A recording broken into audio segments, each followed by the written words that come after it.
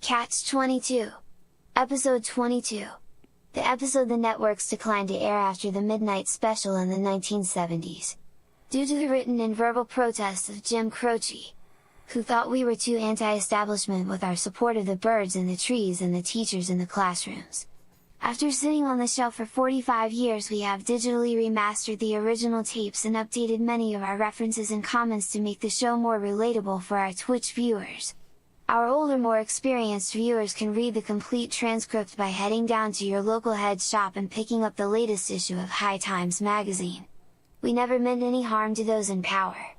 We just wanted to spread the word of peace and understanding among all the children of the world. Join hands with us at 7:45 and sing along as we raise the roof with a selection of Joan Baez songs guaranteed to spark compassion and peaceful discourse. We've come a long way, baby! Power to the people! Make love, not war! We didn't come here to start a problem. We came here to find a solution. Kick out the jams! Kick out the jams!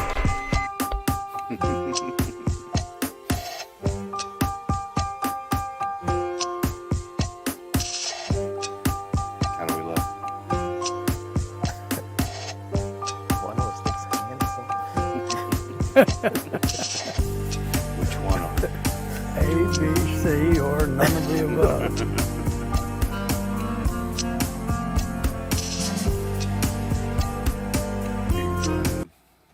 Oh, and we're in. Splash into the deep end of the pool. Just jumping right in. Not even testing it with my toe first. A lot of times if you test it with your toe, you're less likely to get in. Whereas if you just jump, you're definitely going to be in there. Welcome to Jabber John. I'm Nathan Moore. This is my father, Steve Moore. Hello. This is Kyle Hogg. All right. Big crowd. Big crowd. Big hand. Thank you. Out in the bleachers. Feeling it. Feeling it. All right, we're singing to the exit sign. Welcome to the show, everybody. We don't come with anything planned, so bear with us as we find our role. I'm gonna wait till there's more people watching before I talk about my idea. But I'll hint at it. If you're already watching, we're looking for a topic for next week that comes from the chat. We'll decide at the end of the show, out of all the suggestions during the course of the show, which one we're going to latch on to, and we'll go out there into the world and ponder what you've decided we should talk about. It'll be kind of our starter to chat. Because a lot of times right now we don't know what we're doing. Exactly. Yeah. Whereas next week we'll be coming out of the gate with like, well, we've been given this assignment. I'll probably have a stack of papers here, a couple of books, a couple of references. I'll probably be dressed differently. Yeah, you'll have your notebook with you. Are they allowed more than one suggestion or one suggestion per As many, viewer? yeah. All through the show, people can be suggesting topics for next week, and then we'll decide at the end of the show which one we're going to latch on to. But also pay attention to what we're talking about tonight. Of course, yeah. I mean, Don't just go in the other room and sit down where it's quiet and try to think of a good idea. I got it, Eureka! I just want to say that this is episode 22, quite an achievement, and it's been a fascinating over the course of that. From episode 1, Percy was barking at these two like they were breaking and entering, and with every subsequent episode, it's gotten a little milder, from 5 minutes down to 4 minutes, down to 3 minutes till he calms down. Tonight, he did not even bark. He hardly looked at Dad or Kyle. It was so funny, and we've arrived. Now we're in. It's Thursday night. It's Thursday night. Yeah. It's another Thursday night. Tail wagging, happy to see you. So congratulations. Well, let's not go guys. that far. I don't. Well, it's true. He might have. Maybe he next greeted week. Kyle. I can't. Eventually, he'll start crying just because he's so happy to see you. That's the next phase that we're looking for. His tail will be wagging his butt off, and he'll just be like. That's how he is with Mom and Christiana. Well, we could start bringing him snacks. Yeah, we could encourage that. Couldn't hurt. Well, Good old what do we got? Percy. Anybody? Either of you have anything you wanted to start with, or? Nope. I love it. We could I just have do- a bird. Oh, good. But I didn't think that would be a starter. Yeah, But if yeah, we gotta if we're work up to stuck, that. we can go right to We the could bird. just go right to the bird. I Then- found I was actually, it must be spring cleaning must really be a real thing, because I was doing some spring cleaning too. It really is a real thing. And I found a bunch of books that I've had. I don't remember where I got them, and I don't remember why I bought them. But I found this one for you, in a box, and it was so perfect. Hand taming wild birds at the feeder, so you can feed birds out of your hand. Oh my goodness, my neighbor used to feed the squirrels and stuff out of his hand, and he's like living next to Dr. Doolittle. It was so enchanting as Where a was child. that? Mr. Marshall, next door to us on G Street over there, and it was so enchanting that it was always an aspiration of mine when I become an old man, which I guess I'm arriving, that I wanted to be able to feed animals out of my hands so the kids would be as inspired as I was watching Dr. Doolittle next door. Oh, that's a great story. Well, Look you at that, can hand taming wild birds at the feeder. So now you can take your own act. You can have your phone, and for your next thing, you can take a picture of it. Do you want to hear the call? Oh, of the bird. Oh yeah, this today's bird. The chickadee. He comes in. Listen to its song. the fascinating, practical, and complete guide to one of America's happiest hobbies. Oh man, What a thing to say. That's beautiful. That's just beautiful. So I expect to go for a walk in a couple of weeks and see you standing outside hand feeding the birds. I'm gonna need to come over and read that myself so I can get. I some think tips I'm going to on- let you read it first. All right, I'll go because I first. am pretty much beyond that phase in my career. With photography and drawings by the author. Oh, the author drew pictures in here, plus a handy index of wild birds. And I imagine it's self-published. That's what I'm thinking. And also, as we talked about, all the great writers were alcoholics. So this guy's, We're back to him. this guy's obviously passed out in the yard drunk, and Yeah. the birds are picking food out of his Step beard. one. I'm thinking a lot of wine. I think he was a wine drinker. I woke up in the front yard, the birds were pecking at my beard. I don't know what was going on.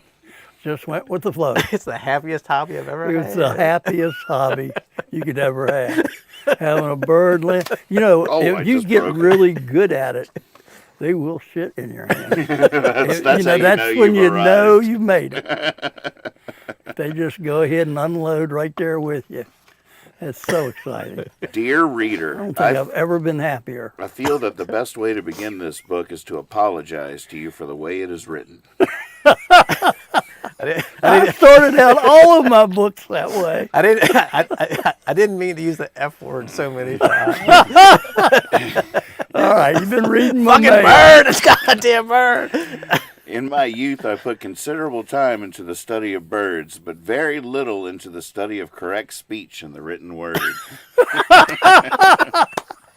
I like this guy. Because I was in the penitentiary for 40 years.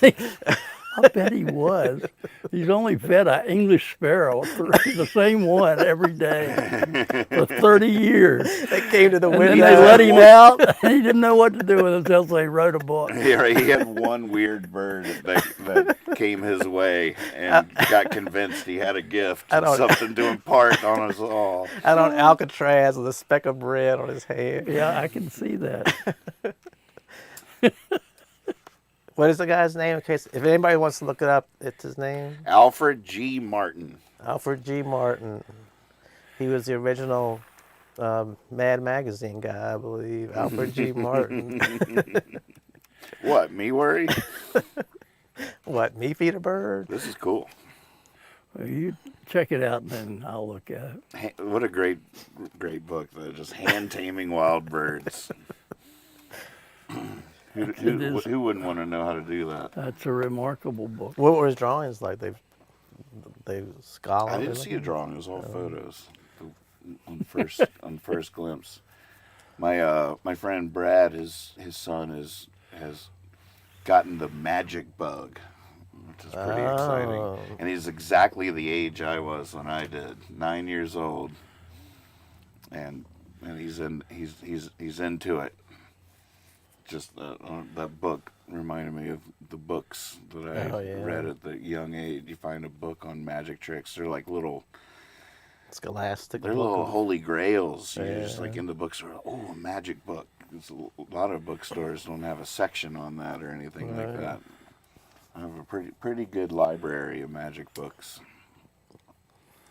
That's what got me started. Was my mom gave me this book when I was, or somebody did when I was 9 years old, and it just turned out to be one. And I know now after a life of magic and studying and looking for books that the book I got given at 9 years old was one of the best books there is on the craft. Was it one specifically for young people, or just a book of magic? It was sort of, I mean, anybody that wanted to get into it would find it invaluable, but it was really well done with pictures and stuff, good for a kid. A lot of the magic books that you find, a lot of the old ones don't have many pictures. They're really hard to decipher. So, yeah, this was definitely good for a kid. Do a lot of them start off apologizing for the way the book's written. Never seen that before. I was never really magical with the pen, so.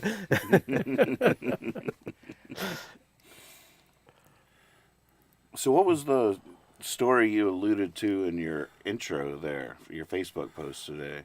Did Jim Croce make a?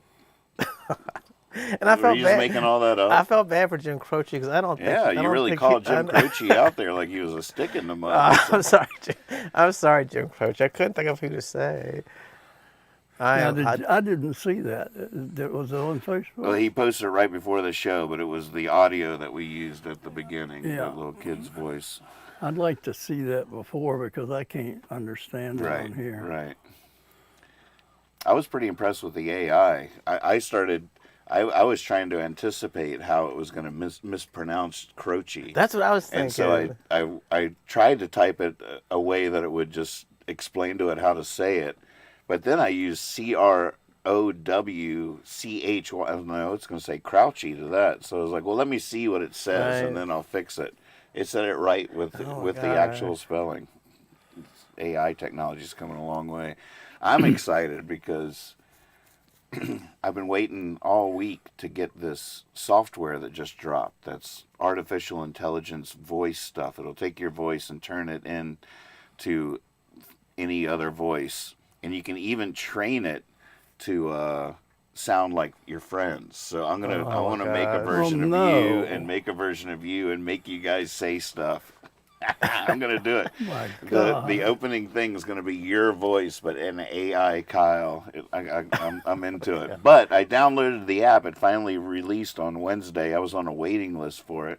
Oh my God. And I opened up the app, and it said there's such high demand that their servers are overwhelmed, and I still can't use it yet. They said they'll let me know when they've increased the server capacity. Did you have to pay for that? Or No, it's a free app. Wow. But I'm still in the waiting line to actually be able to use it. I want to use it for I don't know how it's going to work yet. I'm just sort of, the kid in me is excited to play with this toy. But I don't know how it's going to work yet. So what technically, well, and you think what's going to happen? I know what's going to happen. What? There's going to be about 150 million people talking like Donald Trump.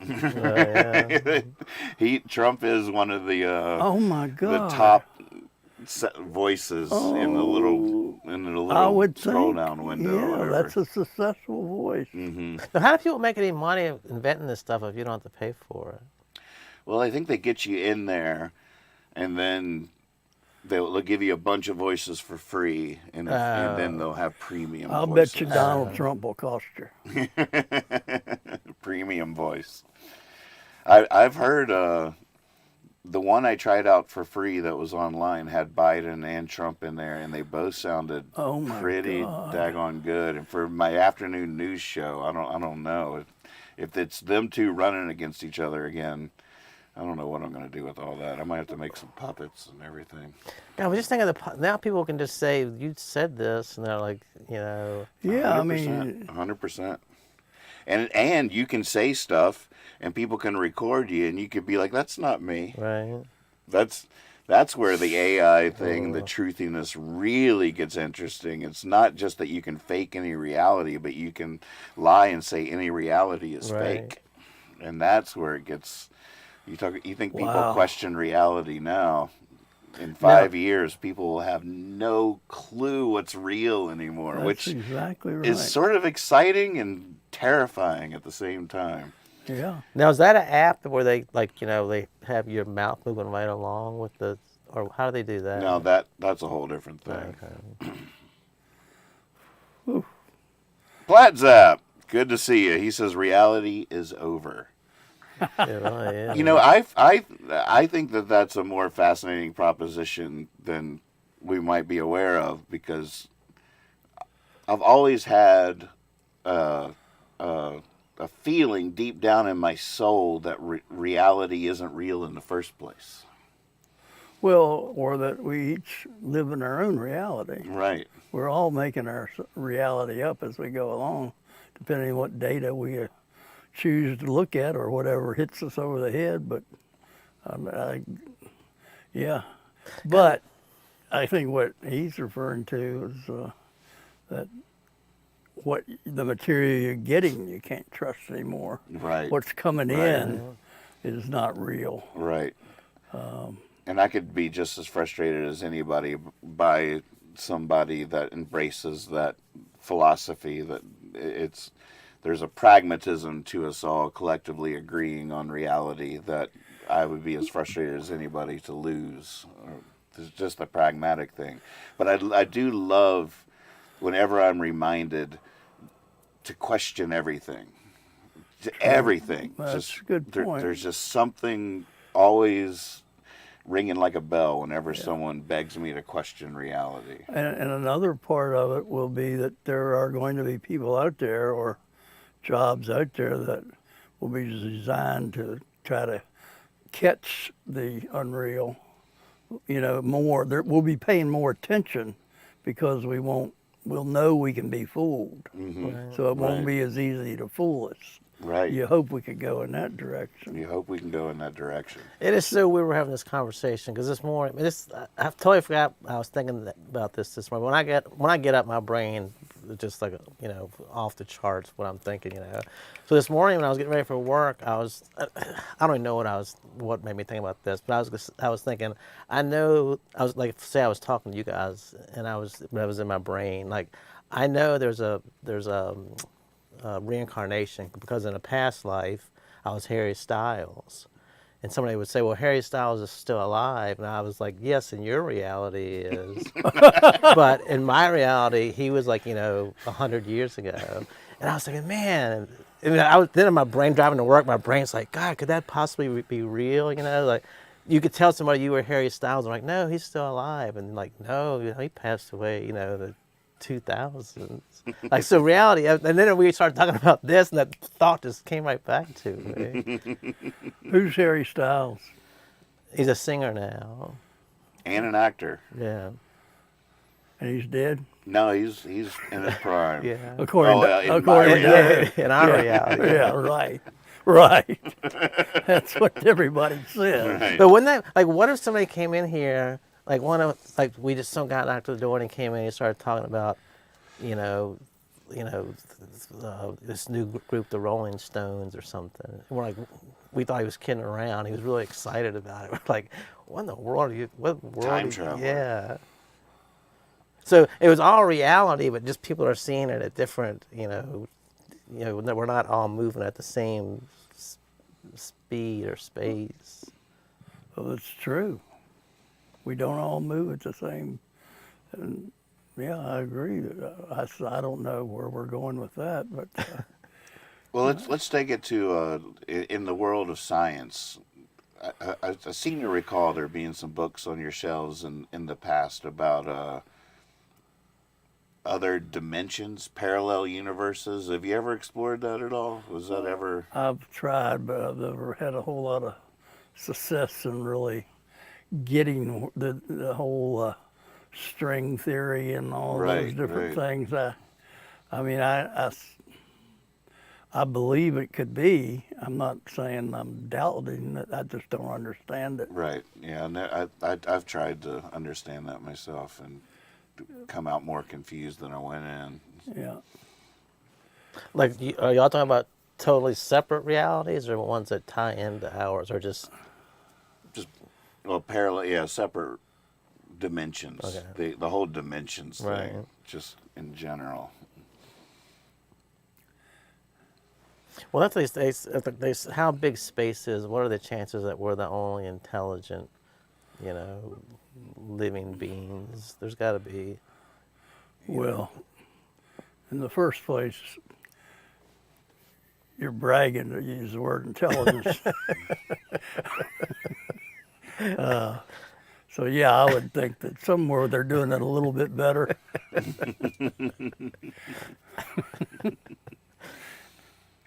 We covered a story on the news yesterday about scientists have discovered this light source in the universe that is, get this, 10 million times brighter than the sun.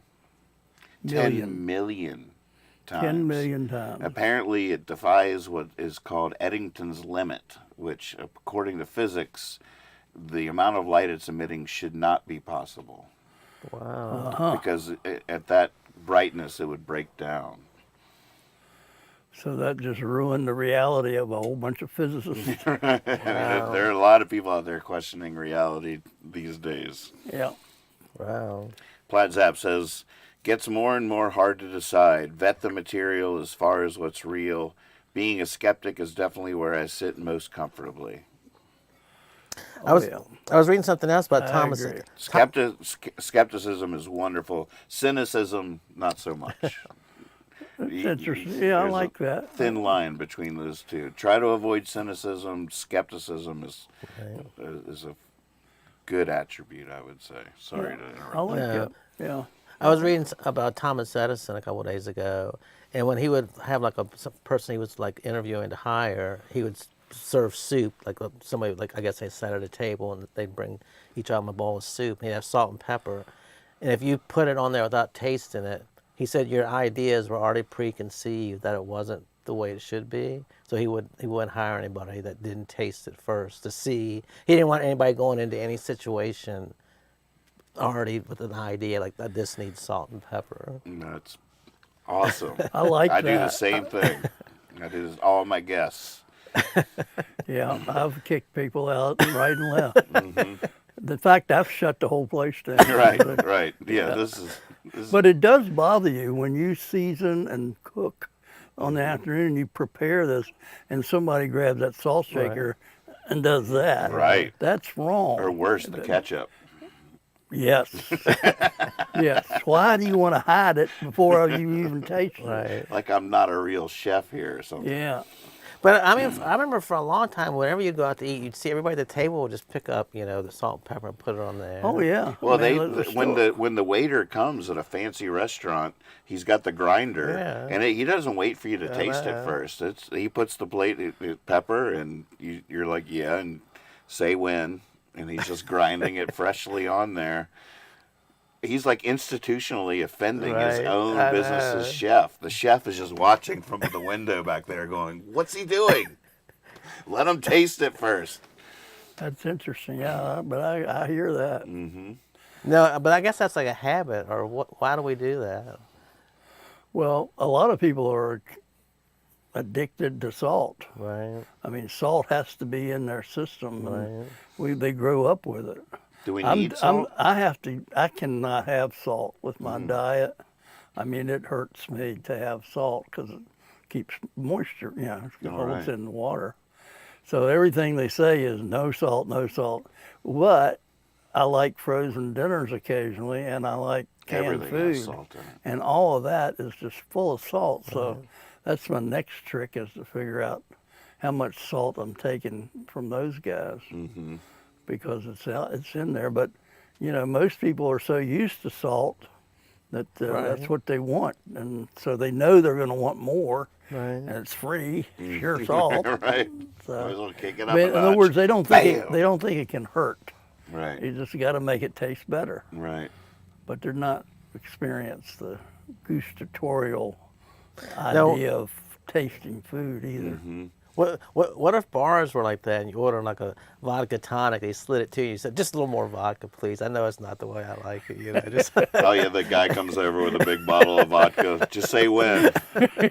I'm not gonna say when, man. You're just gonna have to overflow. You put your mouth down there and catch the overflow. the bartender didn't make it to my liking. I know that. A little bit more vodka, But please. along the same lines, the bar will give you free salty food. Yeah. Oh yeah, peanuts, smart. yeah. Yeah. Peanuts, yeah, pretzels. Remember, I've been tortilla in those chips. fine bars where you got the peanut shells on the floor. yeah. Oh, I love Gotta that. love that. But they're all salted in the shell, Right. Mm-hmm. and you're going to buy at least one or two more beers. And no doubt about it. So, They know what they're doing. They know exactly what they're doing. Salt's fascinating when it comes to cooking because not only is it good just as a topping, but it actually reacts with the food and cooking in ways that are essential in terms, like you said, it holds moisture inside. But like the reason for seasoning a steak before you sear it has a lot to do with just the chemical reaction and keeping the juices and moisture in the meat, as opposed to the saltiness that you put on at the end that you like for flavor. It curing meats, making jerky, stuff like that. Salt plays a lot of roles in the whole every stage of the cooking. Oh, thing. yeah. It's sort of interesting how salt and pepper is like a universal. I bet like wherever you go, is that true? Is that Well, I remember I asked that like a couple of shows ago. Like, That's true. How did these two get picked to okay? be like I thought I was remembering something there. like some Salt's genius just salt's said. a more basic chemical. I think the question is probably more valid for pepper, Right. because there's a 'Cause lot that of could have things. been anything. A lot of things could have been pepper. Right. They just have it, but salt is so basic chemically. Sodium and chloride, and your whole body is reacting like mine. Mine negatively, but for most people it's not a big deal. But Mm-hmm. But you never go anywhere and they bring out the salt and cinnamon shakers or the salt. It could have been anything. Though. Salt and It wouldn't have been nutmeg. cinnamon, but yeah. well, yeah, it is. When you What start is- imagining what else could be pepper, pepper really starts to and I am a big pepper fan. Mhm. I love pepper. I love pepper. Yeah. I pepper everything, and Mm-hmm. even your meal. When you go to the bathroom, I'll pepper. When I'm not looking. Yeah, I'm subtle. Throw in like- something to create a distraction. Don't want to offend the chef. He grabs the salt shaker and throws it across the room, and then he turns for the Well played. Jeffrey Flacco, welcome to the show. Who decides what is what and where is where? Just live your life. Well, on the other hand, if you're trying to get somewhere specific, you probably want to know what and where that is. But I hear you. I hear you. So now that we have more viewers, I'll reiterate the. We want the chat tonight to pick the topic for next Thursday. A topic, not the topic. A topic. So put your ideas in the chat at the end of today's show. We'll go back through the chat and see what ideas you have for a topic for next week. And we will, when we go our separate ways tonight, we'll have an assignment for next time to come ready to discuss whatever topic. Are we going to announce on the collect- air which one we've chosen? Yeah, we'll do it tonight. But with the cameras on us, we'll With the cameras huddle on us. together and make the decision. Yeah, we'll read through the chat. The producer will keep an eye on it as it goes to make note of which are suggestions, and we'll figure that out. Josepha, welcome to the show. The old salt lick. What's up with a salt lick with horses? Well, that just shows you how badly animals need salt. There's all kinds of stories about, wars have been fought over salt. Mm. Yeah. But the body needs a certain amount of salt to survive. Wow. And so you put up a salt lick, deer will come to it. They just lick straight salt. They just lick salt. Would we do that if we were deprived of it? No, For we put long it on enough? popcorn. Right. That's how we roll. But if we were deprived, if there was absolutely no salt in our diet for an extended amount of time, would we start to crave it so bad that we would consume it straight up if we found a source of it? Because I don't know that. our But bodies would. I don't think taste-wise we would. Right. It doesn't taste good when it's But our pure. bodies would need it. But our bodies would want to have it, so Mm-hmm. we'd put it in some form. Popcorn. Popcorn. Now, the soy sauce, does that have actual salt in it, or that's just another form of that same type of? I don't That's a know. good question. That is a good question.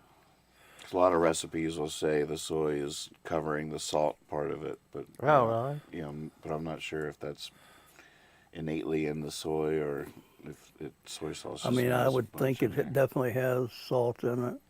Now, another aspect of salt with cooking is that, like MSG, it actually, on a microscopic level, cuts into our taste buds and enhances the flavor that way by actually physically. MSG actually tears into our taste buds and our sensories in our mouths and creates openings so more flavor can get in. It's not like a bloody affair, Right. but on a microscopic level, it might seem a little brutal. But I always thought there's so many things going on there. It's like little glass salt. If Right. you look at it under a microscope, it's like little glass shards cutting in and unleashing, opening pores. The violence of our meals. It's a mess. Isn't it good for throwing it in somebody's eyes too? Like if you're wrestling somewhere, or just puts throw salt in their Is eyes, it salt they throw? isn't it? All right, next topic: worldwide wrestling. I love it. You ever been to it live? I have been. Tell me that story. Well, yeah, growing up, every time they advertised Richmond, it was always at the Coliseum. We would beg, please take us to the Coliseum, please no. But it came like a couple of times. It was at the John Lewis one time. We went and saw it. It was at the old football stadium one time.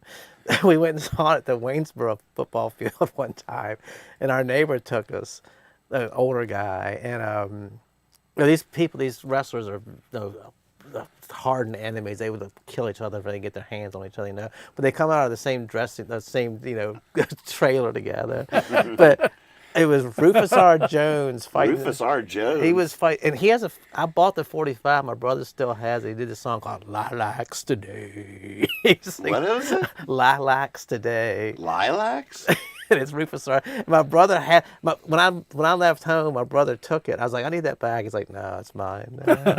But it was Rufus R. Jones fighting somebody, and it was like a summer. We're out there, and I remember. He's singing about flowers? Yeah, and I remember my brother and my neighbor were both crying. It's like we really believed this stuff when we were little. Yeah, I So did too. Rufus R. Jones was getting beat. We were like getting all into it. And my neighbor, back then you could smoke anywhere. My neighbor, the older guy, was just like, "What?" And he puts a cigarette down. He's screaming. It just goes right into my arm. Oh my God. Oh, is that the scar right there? And it's just like burning me. And it's like packed there. I'm like, ah! So I'm like crying too from the pain of the cigarette burning me. Who was he fighting? That's what I can't remember. See, I don't remember that name at all, Rufus. Rufus R. Jones? No. Oh my God, he was big time. We're slightly different ages, but not that much. Yeah, I was before like all the Hulk Hogan's and all the superstars. Like these were Right. like, just chunky guys in like their underwear running around, fighting each other. You strike me was- as someone that never got into wrestling. Me, Yeah.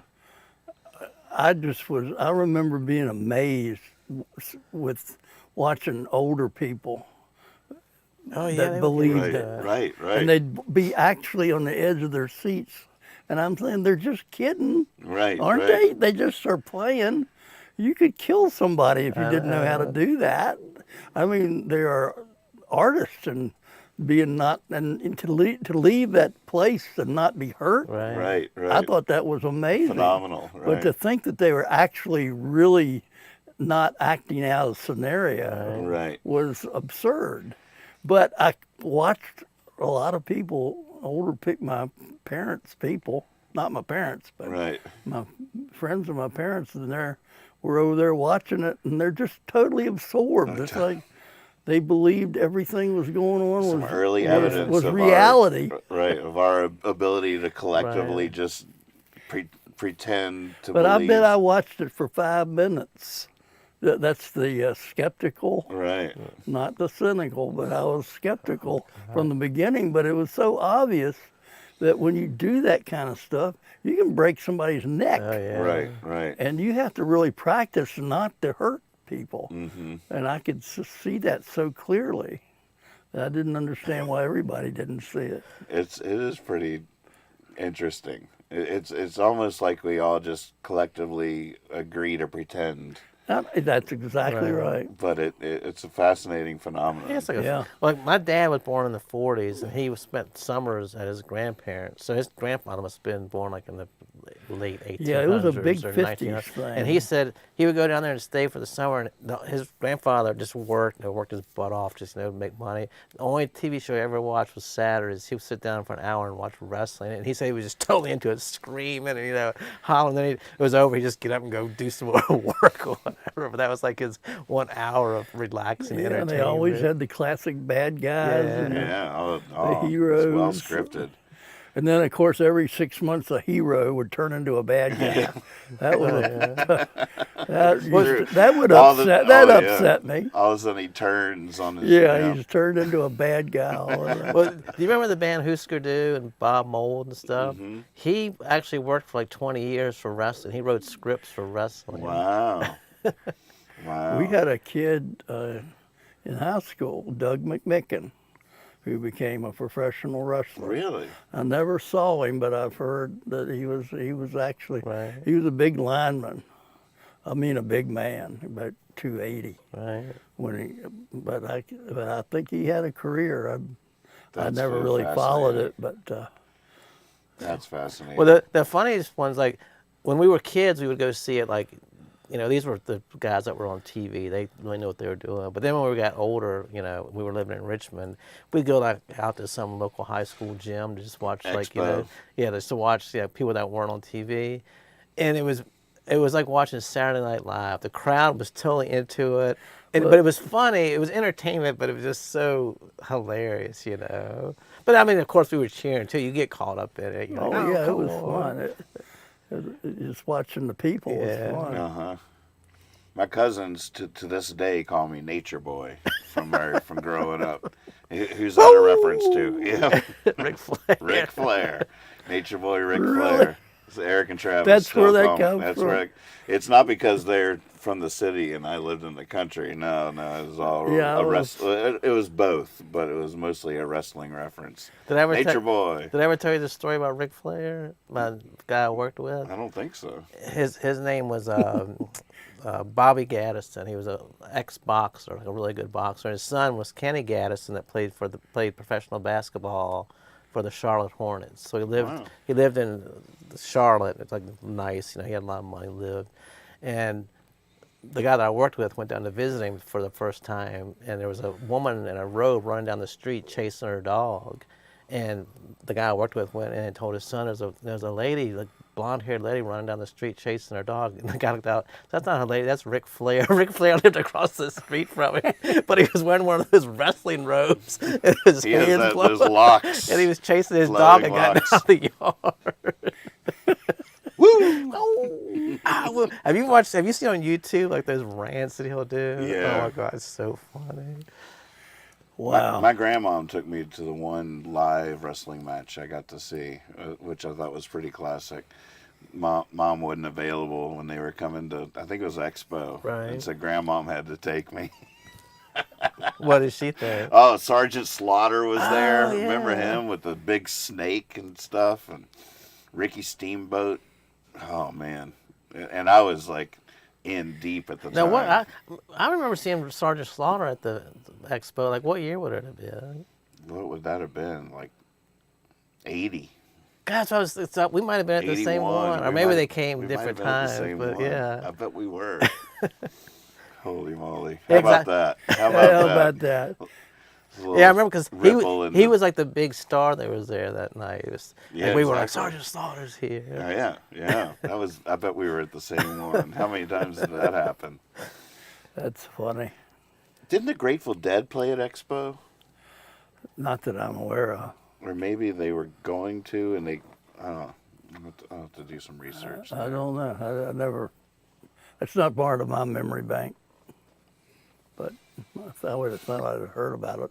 If I didn't go, I would have at least heard about it. Expo, just for those that don't live around here, is a fairground where they have like they have tractor pulls and rodeos and state fairs or county fairs, Beauty pageant. beauty pageants right outside of town. And it's always fun when you're riding by and they got when they're setting up the carnival or something. It's exciting. And even if you're not interested in what's going on, it's like one of those things, people watching. It's beautiful to go out there and just see all the different strains of people You walking got people around. watching and great food, funnel Oh, cakes yeah. and corn dogs and all the stuff you're not supposed to have in abundance. I guess it's good a time as any for your weekly bird. Bird time. Bird All right. time. Well, that's a good idea. Let's get it over with. Well, that didn't sound like that. You gotta sell it, Dad. That was not very enthusiastic. Well, it'll all make sense when you see what stupid bird he picked. This is one of my least favorite birds I'm going to talk about. This bird is a loser bird. I don't like this bird. That's how I could tell. Yeah. Well, I learned something about this bird today. And the reason I'm doing this bird is because he's so common around here, but around this whole country. He might be the most common bird. I would think starlings and English sparrows, but these guys might be even more for this country because they're native to the western United States. They didn't. Most of these invasive species we think of come from Europe or brought over. Were they brought over intentionally? A lot of times they were because people wanted it to be like home. Aw. People wanted it to be. So the starling was a very nice bird over in Europe and England. It's a pretty bird. It could be. But they brought them over here and released them, and now they're just a nuisance around here. But that's not the bird I'm talking about. The bird I'm talking about is called the house finch. House finch. Now, Okay. and yeah, I know That's you a have. pretty bird. Right? It has the male it's a brown bird that looks like a sparrow, except that the male has a maroon reddish color scheme. It does have a yellow I was variation. going to say, isn't there yellow? And... I've never seen one with a yellow variation here. I was reading about the chemistry of it. They are the color because of the food they eat. The carotenoids are, one of the things that's found in carrots. But those chemicals have colors. So the more they eat, the more they get. First of all, the males are the ones that have the purple color.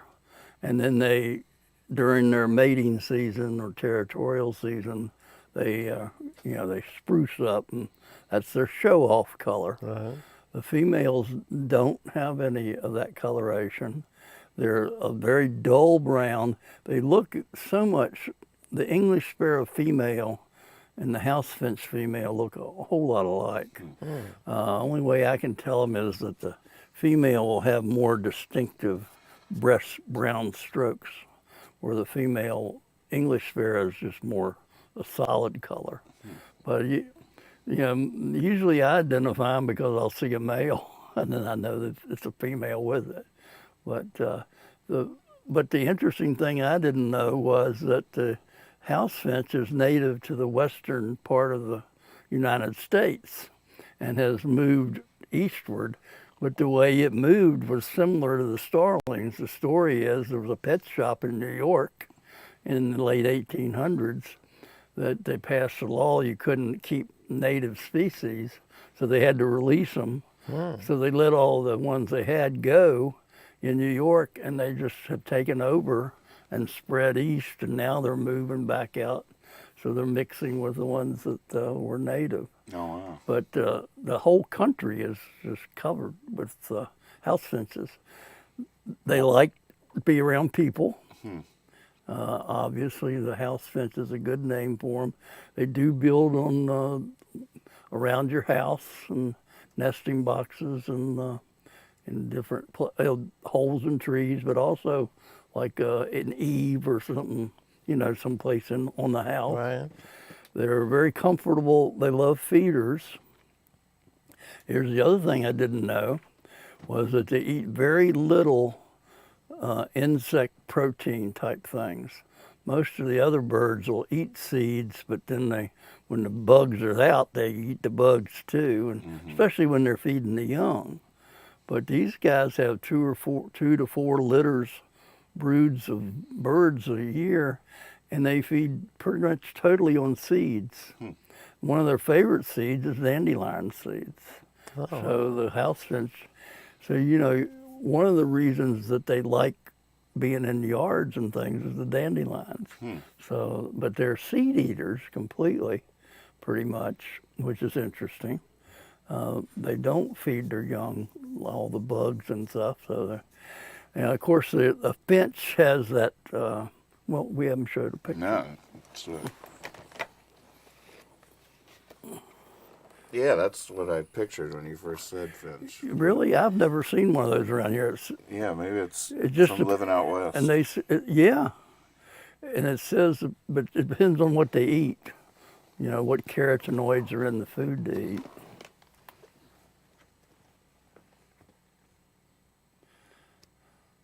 That's a pretty picture. Why do they have a Christmas wreath as part of them? Well, I think they're just saying they build nests around people's stuff. They're not really just relative to Christmas. They're not Christmas birds. What's the red one?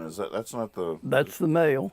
That's the maroon you're talking about? That's the marine. Yeah, I'm saying maroon. It's not a bright red, like a cardinal. But you can see that's the female and that's the male. It looks just like a sparrow. Yeah. They're a little bigger than a sparrow, but not enough to tell much difference. They're a little stronger than a sparrow. Do they both make the nest together? I think the female does most of the nest building, and she sits on the nest. The male will do. Last night, when I was sitting out watching the birds, I did see the male feed the female. Both of cardinals, not the house finch. But these guys do it too. But I hadn't looked for that yet. But last night the male did go over and feed the female for a little bit.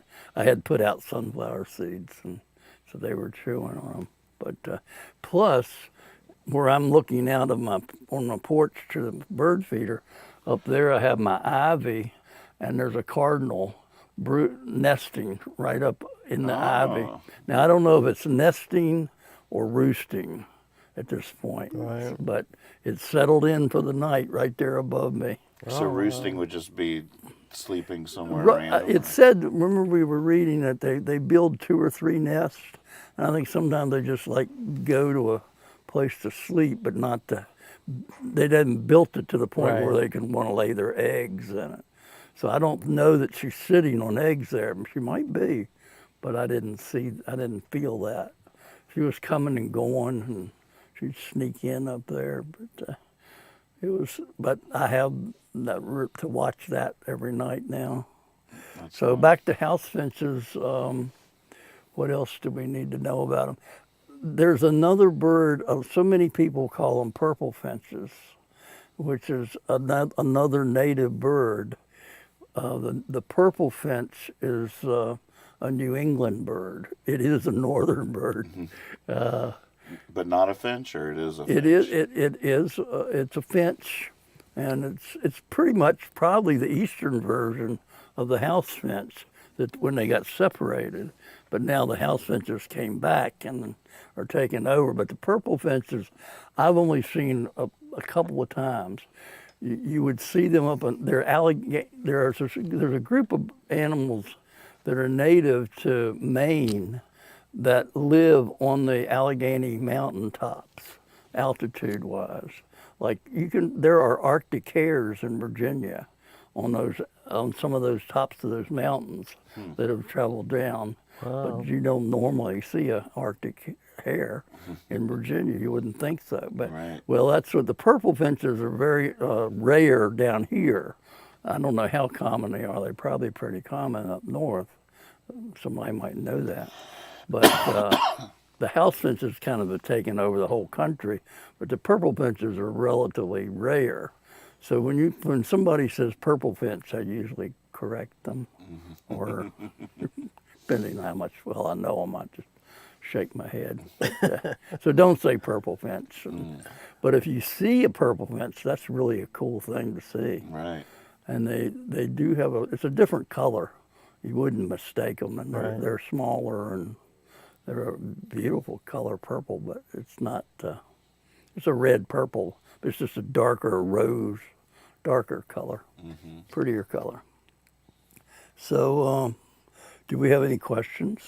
Well, this is just does the mother have like one egg after another, or does it take like day, or they have one egg at a time? They lay one egg a day. Oh, one a day. I don't know what other birds do, but I was reading about that today. They'll lay about one egg a day. It said they lay the female eggs before the male eggs. Oh, wow. There was a reason, and I'm not sure I can remember it right. Yeah, that was my first question. Was how Ladies does first. the Ladies first. It was something about what they ate. Oh, it was mites. The mites that get in the nest affect the males much more than they do the females.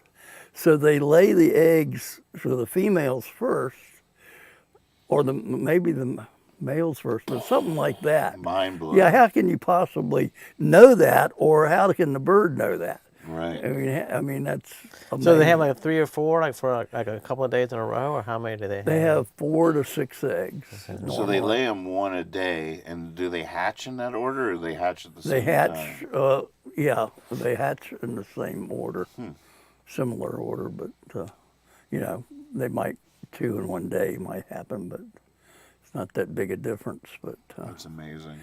and they'll have 2 or 3 different broods a year, so you could have 4. They average 4. That's like when they come to the feeder. A lot of times there's more than 2. You'll see but you think about it, it's not like a flock so much as it is a family. Right. Because they've just got all the young ones that Right. that Little are gang. still hanging around. They're all still haven't been kicked out of the neighborhood yet. So they're or if you put 2 families together, you've got 12 house finches right there. What's So. their lifespan? 11 years. Wow, Now, that's a good run.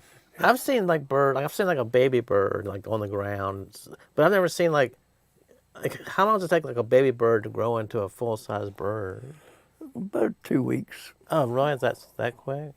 Yeah. Wow.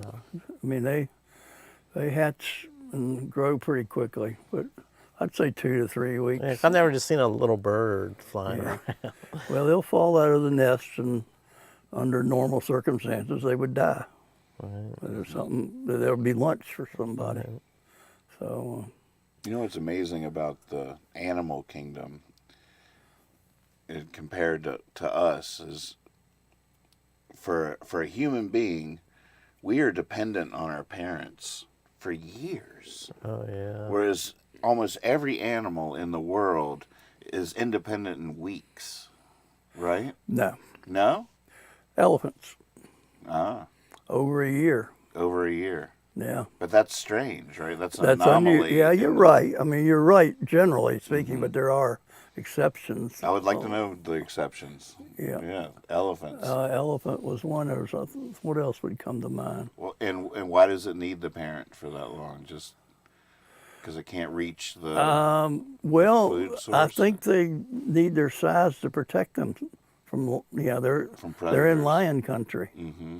So a baby elephant, a young elephant, probably needs help. I'm sure, like pack animals, it's sort Yeah, of you're- blurred lines there because Right. they stay together. That's exactly right. Buffalo or any animal like Wolves. wildebeest or all of those animals, they need to stay with their pack. And when there's a threat, the males will form a phalanx around them, and the young one will get inside, and they'll fight off the wolves. But if the adults weren't there, they'd be just dinner. So yeah, there are reasons why they stay. But I think what you were pointing at, which is still an amazing, is how helpless we are for so long. For so long. Yeah, I mean, you watch a baby deer be born, it's walking by the end of the day. Yeah, and it has to. It has to, right. Yeah. Whereas we've gotten to the point where we don't walk until like 2 years old, or I don't know, how old is it when kids will start walking? About 2 is when they start being able to control themselves. I was watching Elliot run through the yard the other day, and he's 2, and he just discovered he can run through the whole yard without falling. Right. And he said, "That's enough for me. I'm good. I am good at this." This is the cutest thing in the world. Yeah, that's amazing. Well, I don't know that I have anything else to say. Any questions in the chat about the finch before we move on? They don't migrate because they're happy right here. They come to your feeder, so they're probably more of the most common feeder birds, and that's why I introduced him, because you'll get a chance to see him. Now, what kind of feeder do you have? I have the squirrel safety ones where the squirrels can't, right. if they grab hold of that in these you birds. almost, around here, the squirrels, you just be feeding squirrels if you don't do that. Now, do people still have like the old wooden ones that look like a little dog house? Is that Oh, still... yeah. Yeah, I've had those before. Well, If you put those up on a pole, you can get, it's amazing what squirrels, how ingenious. What I thought of when he said the doghouse is a bird house Yeah, that's what. Yeah. as opposed to a feeder. Well, But don't people? The ones that look like a doghouse have a little hole in it and a little stick. I or was whatever. thinking of the house or the, where the you two have bars you down have the where you have you have the feeder on each side, and they just come and. Oh yeah, I was more. Well, both of them are cool, but I was. So you don't put food in what I was talking about. Mm-mm. So you just put it for them to live Are in? those? I don't know much about bird houses. What do they attract? Well, I've never had much luck with them. I usually, they will attract house finches. Mm-hmm. They will attract. Now, do they take stuff and put it in there, or they just get in there because it's warm, or because it's out of the rain and the weather and stuff? Well, they will build their nests. It's just like for them, it's like a hole in a tree. Right. So they build a nest inside of it. Okay. You know who loves the birdhouses, and my friend Joe T. He does the birdhouses out on Bell's Lane, and he's built those houses. Not just him, but the bird group here. Right. But they monitor them. But the bluebirds love birdhouses. Oh yeah. So they Dad and Granddad always had. yeah, the Bluebird Hill, and Dad would always check his bluebirds, and in the recent years, in the last few, 10 or 20 years, a bird that wasn't that common has become a lot more common because they also like the same houses, and that's a tree swallow. A tree swallow. Tree swallow. You have barn swallows, and tree swallow's a beautiful bird. That is a beautiful. It's got a white breast and it's greenish, and it's a swallow, so it's doing this kind of stuff. But What did we have nesting in the birdhouse we had on the front porch that time that I took all the video footage of? Maybe a red. Wren. yeah, the wrens like birdhouses. They have their own little hole because they're so small. You can get them, build a hole small enough only the wren can get in, because starlings and English sparrows will invade. And now Dad was always fighting with the English They're sparrows. kicking the bluebirds out of their. Yeah, they'll go in and kill them. It's like, oh, this one already has a nest made and everything. They'll start in and destroy the eggs, and it's terrible. Wow. But starlings will do that, and English, for another reason why people don't like them. And of course, they're not pretty like a bluebird. Right. But there are a lot more bluebirds now than there was when I was a kid, and that's because of people like Joe building those nests and people taking, put a lot in. There are good stories about successful species, as well as many of them that are decimated, not even around anymore. You know, the one that you need to keep an eye out for are chimney swifts. For years they've been living in Stanton.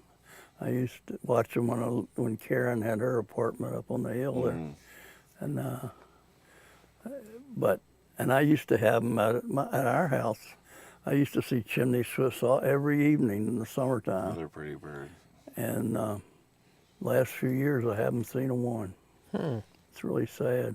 I was laying in the hammock just before you guys showed up in the backyard and just looking straight up. And there were all these just random birds, not flying together, but just like really high up and just sort of like swooping around. There's probably 8 of them up there, but they didn't seem to be together. Little? They seemed little, And but they were pretty were they high like up. swallows, with real thin wings? And I couldn't really tell. they might have been chimney swifts. 'Cause that would be the time they used to fly around, and then they literally nested in chimneys, and they would swoop around. They'd swoop That around, seems like and a all of a dangerous sudden, place to. I guess it's spring, so. well, it's that just a makes sense. place for them to sleep at night. It's not. They nest there too for eggs, but they just roost there too. But I remember watching them, but it's really watching them fly around, and they go woof, and they just disappear, and they're all in the chimney for the night. Would they have a way to? Would they need a flat ledge, or could they build to the wall? They built. They like to have a little cement, or a little something to hang on to. Lip. Most of them the chimneys were brick, so there's that indentation in there, and they don't need much, but they need something to hang on to. Do any of them have like a cementing agent? I think they do, but I don't know that. Right. I bet they do to build a nest like that on the side. A lot of people are familiar mud with or barn swallows, which are purple with a purple on the back, and they're smaller. But you see them around farms a lot, in barns, and the barn swallows build that kind of nest inside the barn. We gotta check this out. We always have a family of black-capped chickadee. This is Swaby in the chat. We always have a family of black-capped chickadees that rest in this old garage sale score birdhouse. I've had it for years and clean it out annually. Perfect. Look at that. Oh, that's great.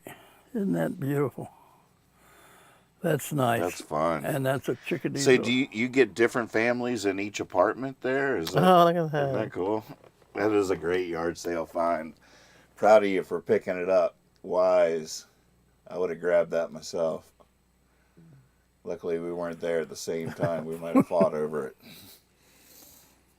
I don't know if I was telling you or somebody else a couple of weeks ago that when I bought my house, I'd been in there before and seen it and everything, but then I gave him the money, and she was all excited to take me over and open the door, and we get over there. She goes, I'm gonna give you the keys and stuff, but why don't you just stay? I think I was staying with my parents, and she goes, why don't you just stay at your parents for one more night? I was like, well, I bought the house. She goes, well, your problem is you got a bird in there. We're gonna have somebody come over and get it out for you before you move in. Oh. I was like, that sounds like a good idea. I What didn't want kind of bird it was? No, she looked really embarrassed. Like, I don't know. She's like, we're gonna get that bird out for you. He says just one family of birds moves in there. Does that surprise you at all, or does it make sense that because there seems to be 4 different birdhouses connected, but they would be in such close proximity to each other that Yeah, they don't want to be together. would other birds not want to live there if there were other birds there, or would the birds that are already there not let anybody else? I think, But Both. maybe it's the same. yeah. See, it all leads back to that thing I wrote this today. Let's all get along. Make love, not war. He just shared that too, another yard sale score recently. But Ooh. that's just a work piece of art. That's nice. Oh, wow. Well, I'm on record as saying the chickadee's my favorite bird, so we'll have him on someday soon, I'm sure. Catherine in the chat says Jessica had birds nesting in her walls. Ooh, Oh. What bird would that be? oh, I have no I guess idea. any of them. They find a hole on the outside, Yeah. just like a tree. Right. Does she know? I don't think she knows which bird. She had people come and get them out. I'm sure they just. Oh, that'd be nicely. scary to hear birds there. It was loud. So here's a word. I want you to think about this word. Flutter. Flutter. Yeah. 100-Year Flood put out a record once called Flutter Strut. You did what now? They put out a record recorded at Frogville in Santa Fe called Flutter Strut. Who did? 100-Year Flood, Bill, and Felicia, my buddies out there. Well, I wonder what they meant by that. Right. Flutter Strut. Flutter. But I can tell you, That's the wings, right? What a bird does. flutter. Yeah. 'Cause What there's do you flitter, think of too. when I say flutter? What do you think of? Well, I think of that, but I think of like a candle fluttering, and I think of just sort of random, you know, Moving like yeah. that. All right. Well, I'm going to tell you that I'm one of the few people that have really got an innate experience with fluttering. And you have too, but you might not remember it. I'm not sure I do. But you weren't studying it like I was. I understood fluttering because I lived with flutterers. Yeah. Go on. Gosh, we have to pay him. It seems like. All right, I got $5. Here you go. All right. Let's think about fluttering. We're talking about what fluttering is. If you are a bird and you want to fly over there, when you take off, you don't flutter. You flap. So we're talking more about words here than we are birds, right?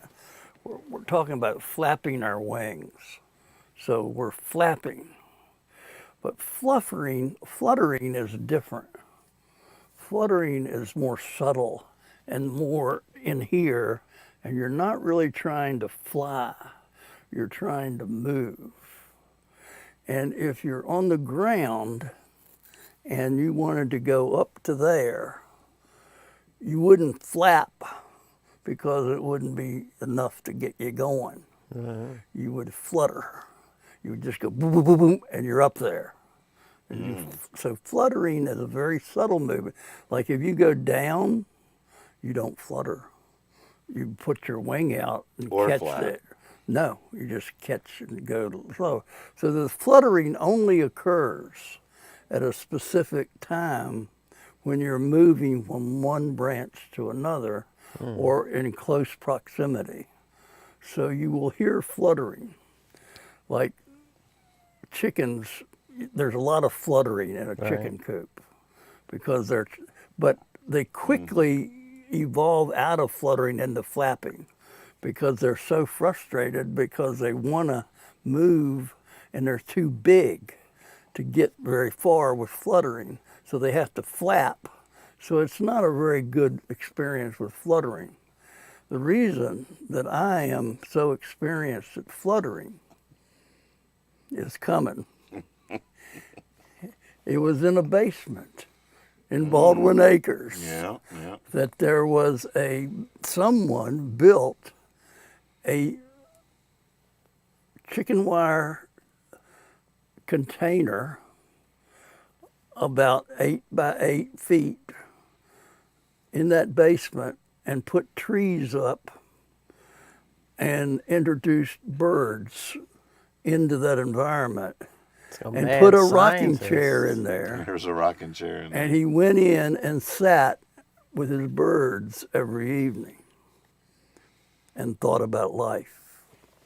And wrote this book.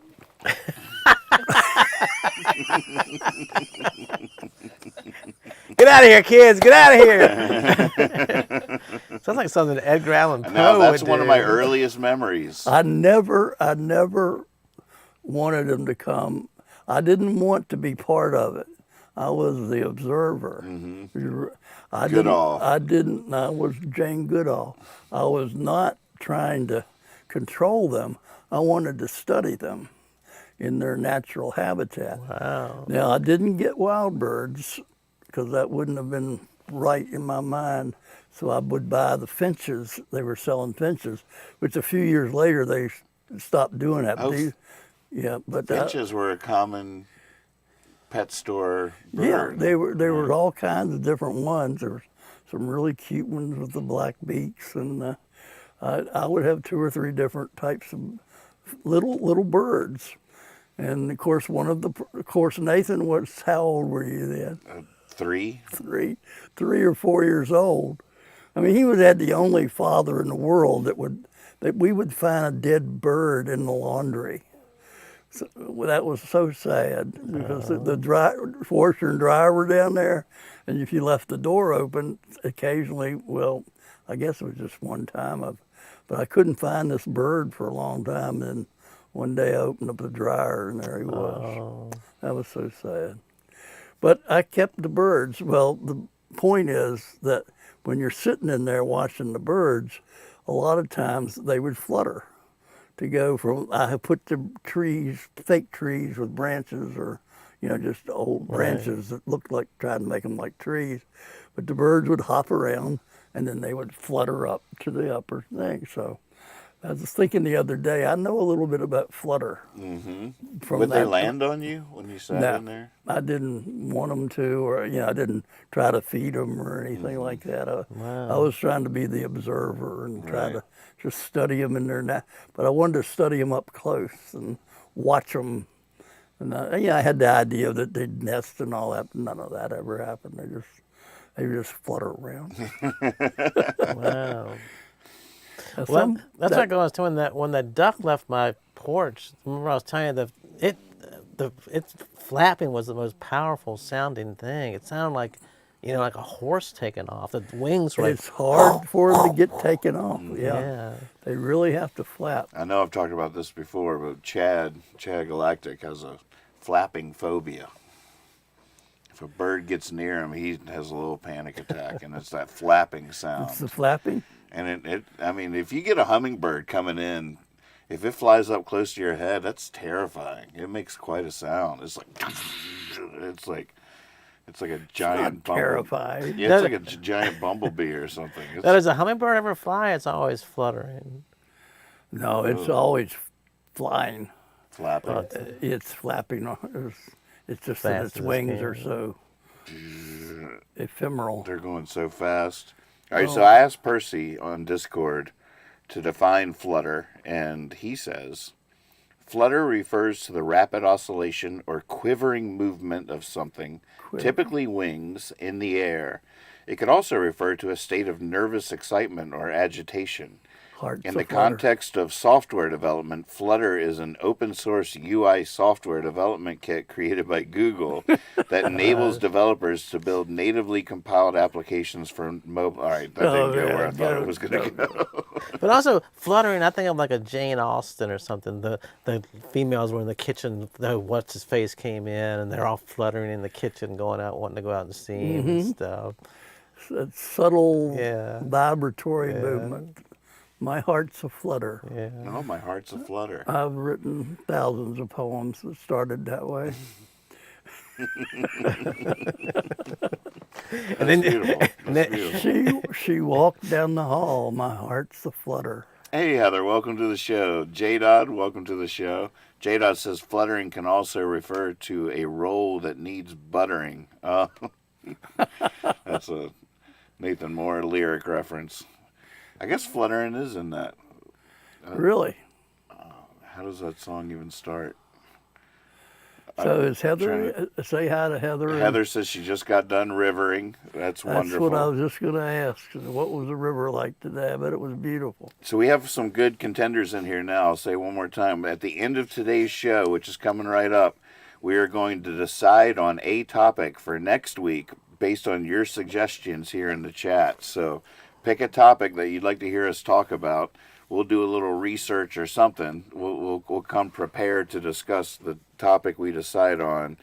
So in the chat, anybody that's watching right now, suggest a potential topic for next week's show, and we'll decide before we leave here today a topic for next week. Mix it up a little bit. And the winner gets that bird, feed a bird by handbook. Tried to get away, but my car was sputtering and tried to stay, but my heart was fluttering. Tried to think of what to say, but my words were stuttering. I was on a roll that needed buttering. Oh, well, we've got our song for the night. Well, that's all I got. I bet Percy knows that one. That was one of the first songs Well, I that wrote. would be one assignment you have for next week. There you go. Go learn your old song and flutter it back to us. But I also just like the word flutter. It's a great word. It's just, but I don't. I want to make sure we use it in the right way. Mm-hmm. We should call up Bill and ask him why they named the record Flutter Strut. It invokes even more now that we've had this conversation. Flutter strut. It's almost like just strutting around, not really going anywhere. You just in the bar, flutter strutting. You know, are you gonna leave? You gonna sit down? Are you gonna leave? No, I'm just gonna flutter strut around.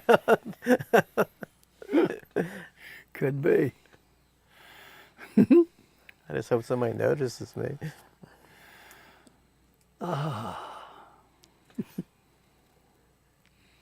And once again, we apologize to Jim Croce.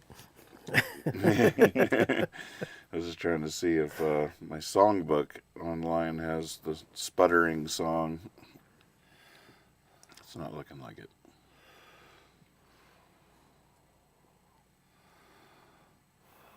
So all the work y'all have done is not sputtering. That's flapping your wings, right? Say again? All the work that y'all have done around here, that's not fluttering. That's, yeah, we were that's flapping. That's you're really going at Spring it. cleaning is in full force here. We've had some wonderful relieving visits to the local landfill, getting rid of some stuff that was clogging up the house's arteries. It's my version of feng shui language. And some good trips to the Goodwill. Now, do you have a hard time giving stuff away, or is it just like you just pick it up and it's gone, or do you look at it and? I'm a little bit of a hoarder. That getting rid of that organ was tough. It's like, oh. I just took 2 boxes to the Goodwill, and they've been sitting there for like 2 months. And all I had to do is pick them up and put them in the car, and I was like, let me just look at this stuff one more time. Make sure Right. Just play with this Matchbox toy one more time. Am I sure this shirt doesn't fit? All right. Oh, yeah, I think you just reminded me of some clothes I got to get rid of too. But yeah, spring cleaning is such a good thing. I think I've already talked about this too, but the city comes and picks up all that stuff. Right. Is such a great service the town provides. There's this one day a week every year where the city will come and pick up anything you got, whatever it is, old washer and dryers, old cars, old batteries, and it's No, they take like would they have taken the Oregon, or is that too big? I took it to Goodwill because it's still it was a working fun time organ. Hey Percy. When I lived in Richmond one time, it was like apartments. I think there was like 6 apartments on each floor, so it was like 18 apartments. There was a knock at the door. It was this guy that I had seen in the hallways, but I didn't really know him. And I said, I need some help carrying some stuff. I was like, okay. He lived on the 3rd floor, and I went out with a bunch of other guys out there. He had gotten an organ from somewhere. We had to carry it up 3 flights of steps to his apartment. I was like, oh my God, somebody's going to get killed carrying this thing up the steps. I got so determined to end the show with that song, I went to my songbook on the website that has all my songs on it, and I went to the record, Hippie Fiasco Rides Again, and it has the lyrics for every song on that record on here except for the one that we're talking about. Man. That's weird. Did you find it? Tech support posted something. I don't know if it's that. Is your heart fluttering because you can't find it? How did... Oh, yeah. No, he sent another bad link. Just not meant to be. You can hum the parts you don't remember. Mm-hmm. My heart's a flutter. Tried to get away, but my heart was fluttering. Wow. I haven't seen many ideas for... All right, you all... I know a lot of people are watching right now. Everybody right now put in a potential topic for next week's show. You got 9 minutes. You got 9 minutes. Clock's ticking. Stop fluttering around in the kitchen and get some work done. Come on. Right now, I haven't seen a single suggestion come in. So, well, no, actually, there was one suggestion for a what's our favorite song and why. Oh, wow. Oh, gosh. That's Sophie's choice. That's yeah. We'd all come in with long-winded explanations of why we couldn't possibly answer that question. Exactly. I'll just go home. Sacrilege. I'll just go home and hang myself before I'll answer that. Unfortunately, Kyle is really upset by that question and won't be here for the next shows. God, can you imagine?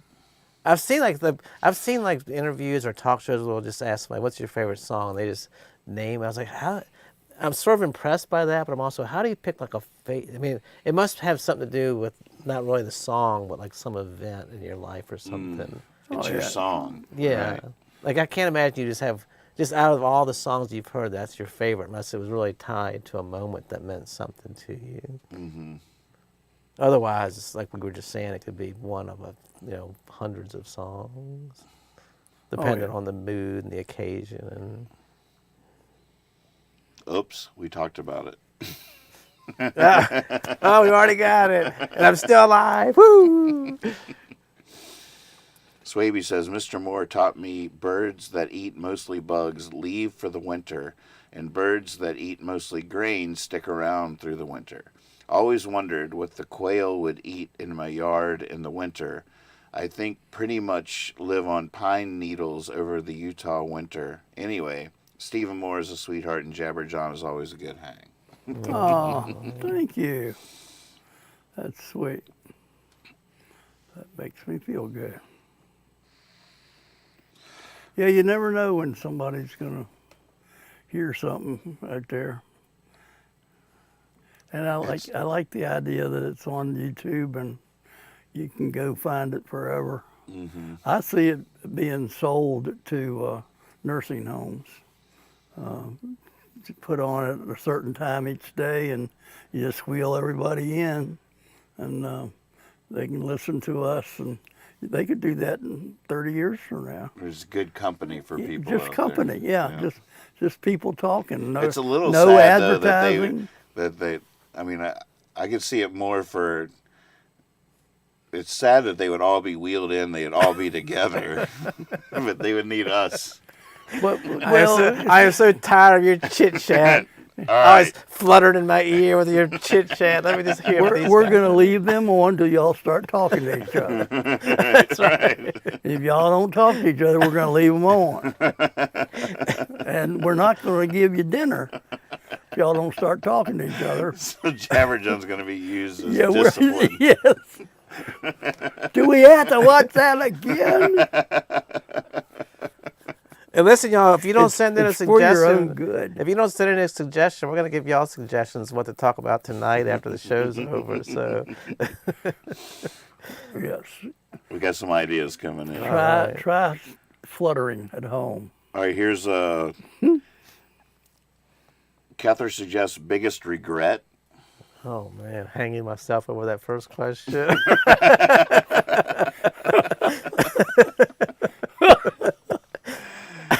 Swaby wants to know what HARP is all about. What HAARP. It's the High Frequency Active Oral Research Program. Oh my gosh. So we'd have to. Whoa. I thought Y'all seen pictures of it? It's I forget where it is. Oh, it's in Alaska. you With said all art. the array of antennas and stuff. It's called Oh. HARP. There's a lot of conspiracy. We'd have to wear a tinfoil hat for this conversation. There's a lot of different theories. Is that- like they're trying to control the is that the pla- weather. They're trying to talk to aliens. Is that the You spot? never heard of it? No. Is that the spot you can see Russia from? Maybe. Or Palin's house. So what is it again? If I'm going to talk about what HAARP? Yeah, we'd have to do some research on that. Man. Clutch is suggesting best tool in your toolbox. Man, Now, we can take poetic liberties with any of these suggestions.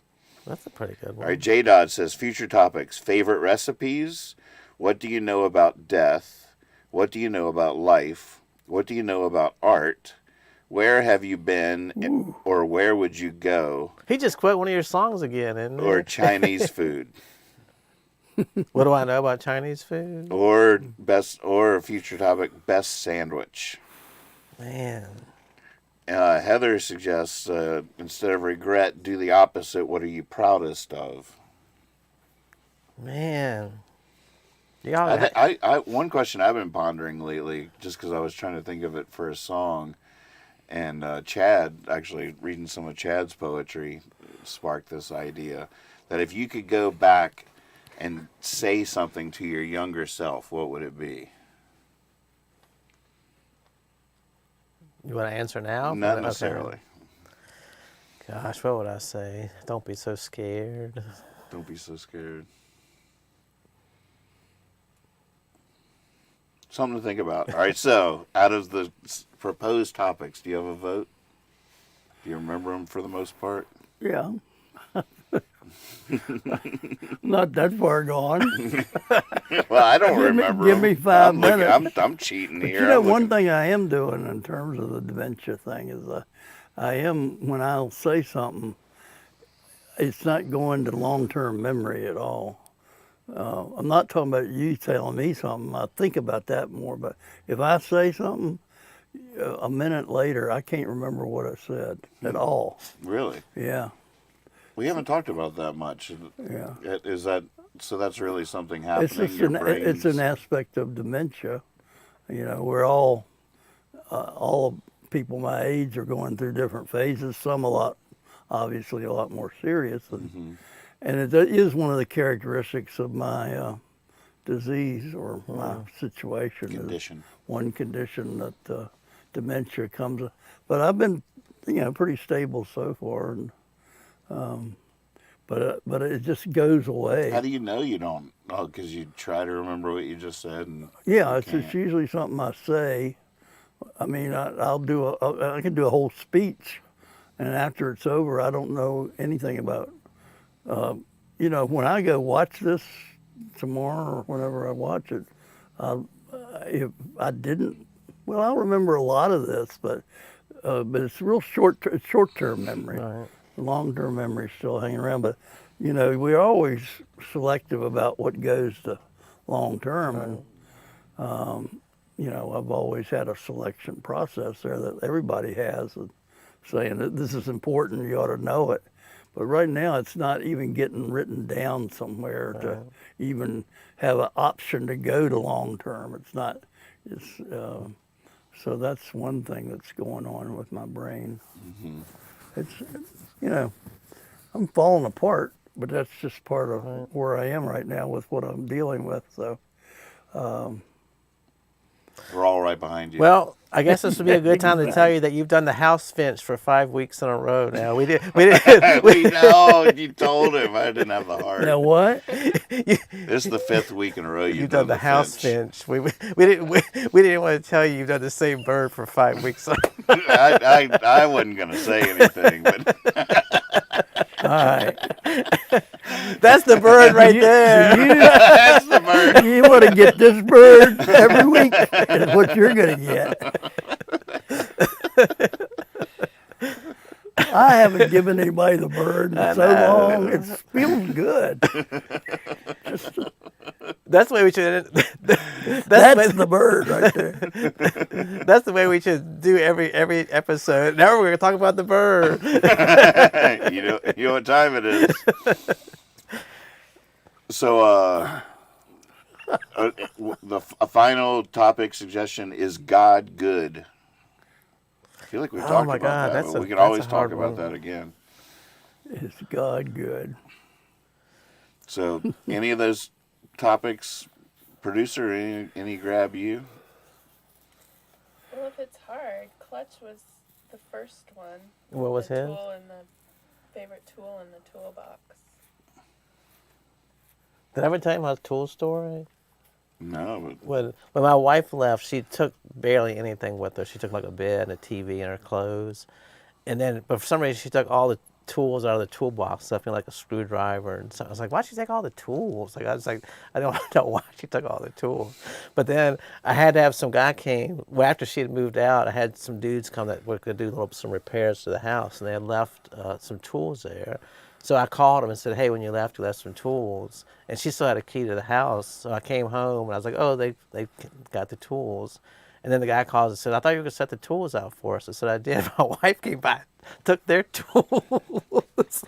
So I had to call her. And we weren't even talking. She's a tool thief. So I don't know if I called her or texted her and said, the tools you took this time weren't my tools or your tools. It's the workman's tools. And sometime when I was gone, she brought them back. And I had to explain to the guy, oh, my ex-wife came in and stole your tools. So I think the only tool I have now is like a screwdriver and some tools my dad probably gave me when I moved down here. The only tool in the toolbox is your favorite. Whichever one. Let me go see which one I got left. Those guys were like, I thought you left them out for us. I did. Did it never occur to you to go buy some more tools after she left? Well, that's the good thing about, having... I mean, I was watching something that said, if you're an adult male, you should either know about tools and how to fix things, or have a sibling or a father that knows how to do it. So you just need to remember their phone number. And that's the way I am with my brother. You open up the toolbox, it's just my brother's phone number Sharpie. written. This is broken. Can you come fix it? Yeah. So. I must say it makes me feel better that I know you're down there with no tools. I'm not very good with tools either. Yeah, they're probably inspired by this. Oh, that's true. That is a good question, though. I like that question. Mm-hmm. You guys can keep stalling. I have no idea what the leaving song is. Unless y'all have my favorite tool that I have in my toolbox is probably, what is the thing called where you make stuff level? What is it? Is it a leveler? When I hung all my pictures, I had the leveler out. Producer approved. God, I'm giving all the answers now before we wait. I know. I should just zip my mouth. We've talked about all the topics that were suggested. All right, more suggestions so we can do it next week. We didn't pick one, but that idea is. I think the our seed is producer planted. should pick one. Yeah, that's a good point. And it doesn't have to be tonight. Mm-hmm. That's she true. could just call us. She could think about it and let us know.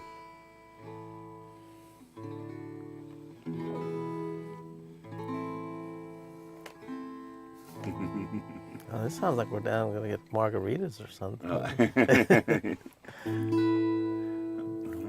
still don't have an idea yet. Just sort of searching the guitar to see if This is the only night you haven't set us up to lead us up to your song? I never do. Oh my gosh, that's not true. The songs are always exactly what we've been talking about for 90 minutes. It'd be hard to come up with one tonight, except for that one Flutter song here. Have I already done Summertime Bank? I must have. I don't know, but it's such a pretty day. It's got to be a good one. What did I do last week? See, we all got it. Oh, that was the one that the guy he suggested. Oh, that was a really good one. It was sad. Oh my gosh.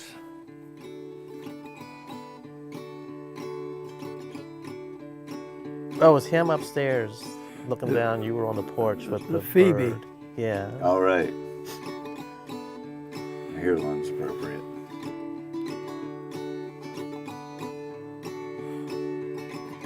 Some may say, if I was chasing my tail, it got away, therefore I failed. What they don't know is what they can't see. I'm not chasing my tail, it's chasing me, said the dog to the flea. On a summer's day, oh glory be, the month of May. Perfect. Every time I shed a tear, you get stronger, you come near. When the sky is blue, away you run. I see myself in you as I reach for the sun, said the willow tree to the waterway. Oh, glory be, the month of May.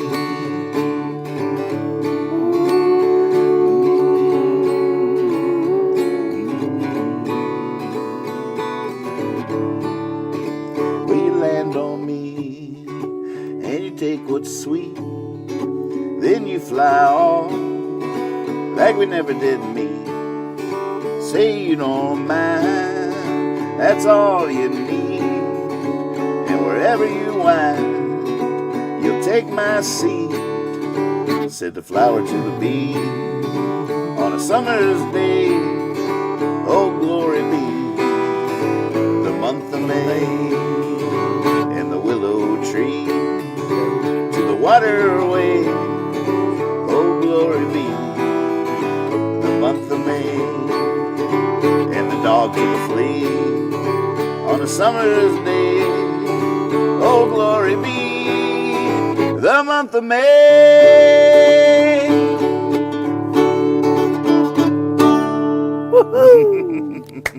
Had to go over the big note.